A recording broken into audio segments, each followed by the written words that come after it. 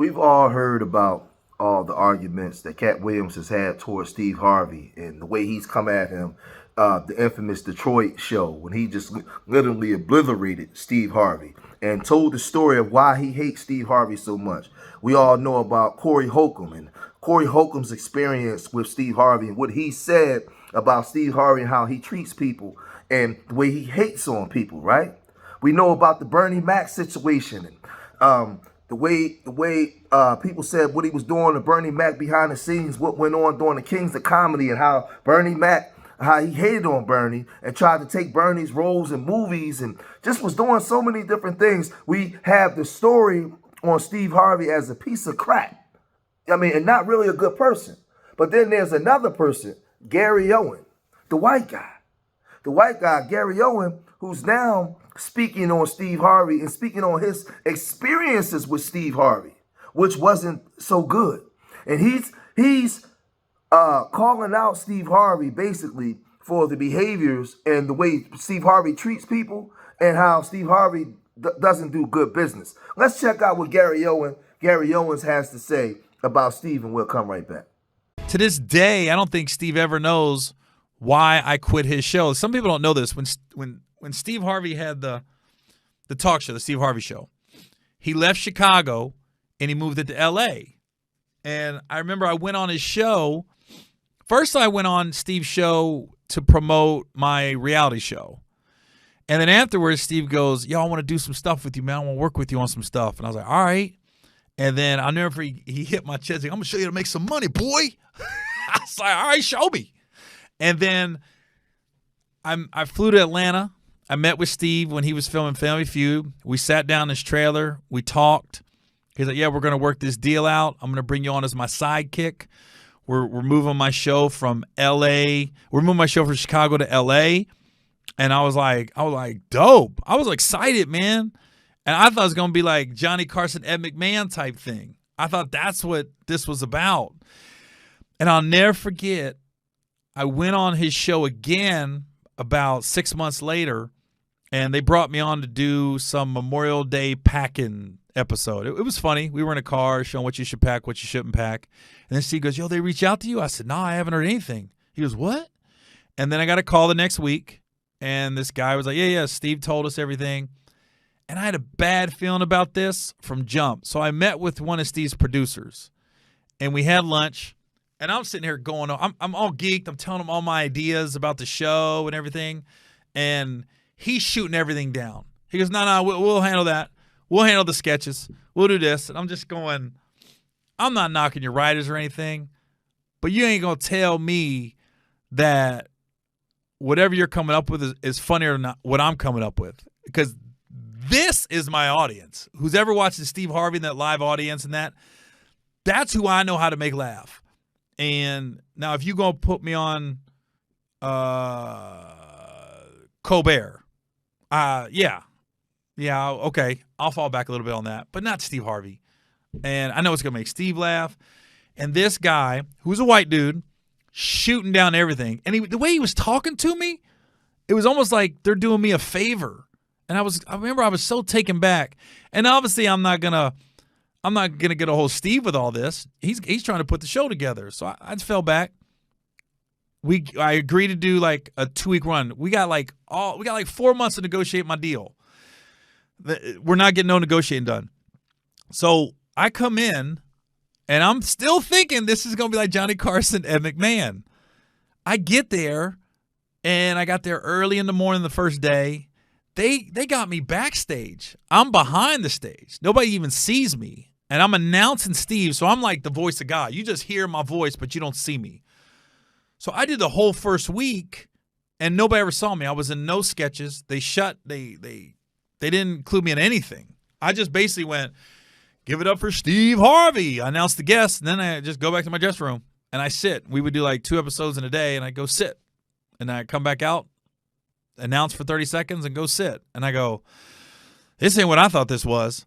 So then I told him, I said, am I going to do any sketches, anything? And then the next week they put me in a couple sketches, and I got to come out in front of the camera a couple times. And even when I got announced, the crowd was like, oh, snap, get on. And I just remember after the second week, we said, okay, we're ready to negotiate now. I've been there 2 weeks, and keep in mind, they were filming on Mondays and Fridays. I couldn't work on the weekends. I'm giving up all my stand-up money, but I looked at the bigger picture. I wanted to be a part of the show with Steve. Steve was telling me how maybe we can, when I'm on the show, we'll do a spinoff later, and we go negotiate, like, yeah, we want to do 2 more weeks with them. I'm getting paid like SAG minimum. Minimum wage is what I got paid, and I'm going, I can't do this for another 2 weeks. I've already lost a bunch of money. I lost 2 weekends of work. Now I'm going to lose 2 more weekends? And I don't know after these 2 weeks, are you going to hire me or not? I can't take a month off, basically. And I'll just never forget, we weren't shooting 4 days. We were shooting like 3 days a week. So on one, but it was spread out. It was like Monday, Tuesday, Friday we filmed. It was like I couldn't do any stand-up on the weekends. And I just remember the second week, I did 2 weeks of the Steve Harvey show. I did 1 day of Hip Hop Squares, the show D-Ray used to host. And I filmed 3 episodes in 1 day of Hip Hop Squares and made 4 times the money I made doing 2 weeks of the Steve Harvey show. And I go, well, this is backwards. I'm just a square. I'm one of 9, and I'm not even the host. And I made more money on Hip Hop Squares than I did there's only 2 people on the show every week, me and Steve. And I go, they weren't even trying to hear anything I said. And keep in mind, this is not on Steve Harvey. This was the powers that be behind the scenes.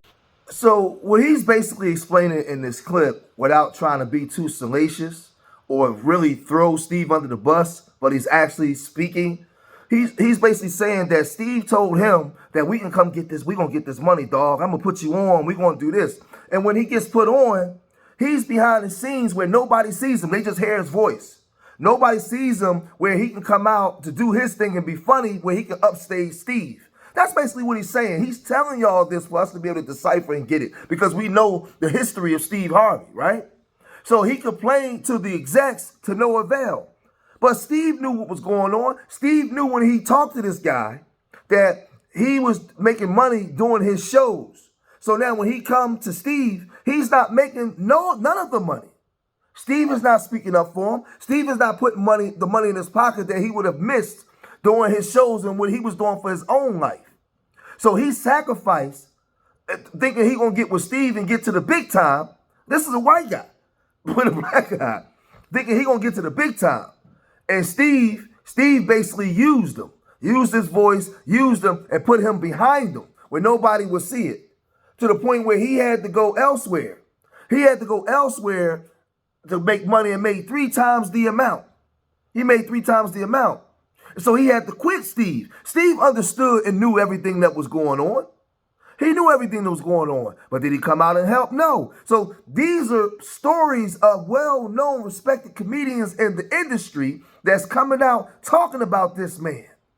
This ain't conspiracy theories or maybe YouTubers or common folk just speaking about him. These are his peers. But this ain't it. Let's check out what Corey Holcomb had to say about Steve Harvey. We'll come right back. Time I hosted the show, Earthquake told the promoter, let the other nigga bring me up because I know why. Nigga, I'm rocking this nigga, and then you got to go up after that? Nigga, stop. Hammer time. I done heard too much fuck shit about Steve. Steve a hater, dog. He is not finna let you shine, dog. When I was a young comic, that nigga cut my time down to 5 minutes because I was too funny. Wow. He did JJ game. What'd he do to JJ? He damn near said, JJ damn sure he like blackballed him a little bit. I believe him. I ain't never heard nothing good about no Steve Harvey. You got shit on your name, nigga, and I've had experiences with you, and I already know. Nigga, if you was around me, you would be uncomfortable because I'm not gonna fold in front of you. So as you can see in the industry, he's really known as a pariah or a hater. You know, he's not going to bring guys on or put guys on. If you're a young, burgeoning, aspiring entertainer, comedian, he's not going to put you on because he doesn't want nobody to upstage him or be funnier than him. He's going to cut your time. He's going to backbite you. He's going to do everything behind the scenes to make sure that he can take your shine away. And this is being said by the likes of the Corey Holcombs and so many different people, right? But there's also a thing to say where people say that he's very arrogant and unapproachable. He's just not a good person. So Gary Owens speaks to this also when he says that some of the well-known comedians are liked, they're approachable, they take pictures, they talk to you, they have fun behind the scenes, is everything. But Gary Owens is saying that that's not the same with the likes of Steve Harvey. Steve Harvey is very unapproachable and very standoffish, very grandstanding. Let's listen to what Gary Owens had to say in regards to this. It's so weird, like, to know Steve and Cedric, they're so different, but then they've done so much together. Like, Cedric is like the guy that'll walk in the room, say hi to everybody, very personable, very approachable. And Steve just isn't that guy, you know? And I'm not bad-mouthing Steve in this. He's just not approachable. Like, you can't just walk up to Steve and be like, what's up, man? And you're not going to get that immediate love you get. Steve's going to be like, whoa, hold on. Who are you? Now, all of that Gary Owens has said, this is going to sound very similar as to what D.C. Curry is saying that Katt Williams told him. All very eerie similar. So it speaks to the character of a man. Check this out. For me, that what all that was about was he was in a mall with his sons, ran up on Steve, and his sons recognized Steve from television. So they were excited, asked Steve for an autograph. And Steve basically told him, according to Katt now, you know, get the hell out of here. Was Katt famous at the time? Katt wasn't famous at the time. So his son said, Katt Williams, this is what Katt said. His son said, Katt is my daddy. And supposedly now, you know, there's just one side story. Sure. We're going with the Katt story. Steve said, who the fuck is Katt? And so Katt told his sons, don't worry about it, come on. Fast forward down the road 7, 8 years. Wow, people don't forget. And Katt never. I'll just say what we go through as a people and what we've been through as a people. I mean, you know, to be a hater is some of the worst things that you can ever do, man. You know, I know you got to have boundaries, but it's nothing wrong with helping your people. It's nothing wrong with wanting for your brother and your sister what you want for yourself and building your people up. You know, they put out these stories when they come in, I was homeless, I didn't have this, all these lying stories to humanize them or make them seem, you know, a sad story of overcoming. And a lot of these people are liars. They're not who they said they were. They're creating and selling an image to you, man. A lot of these people are pieces of crap behind the scenes. And when you're being called out by your peers on this level by so many different people, where there's smoke, there's fire, man.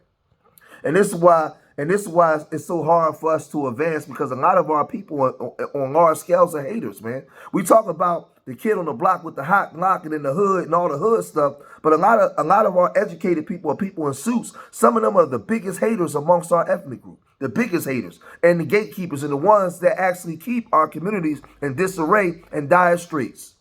And that's all I want to say about this dude, man. I'm going to cut it short here. Leave your comments in the comment section. Let me know what you guys think, man. Subscribe to Street Media TV. Remember, I love y'all. Till the next time. Peace.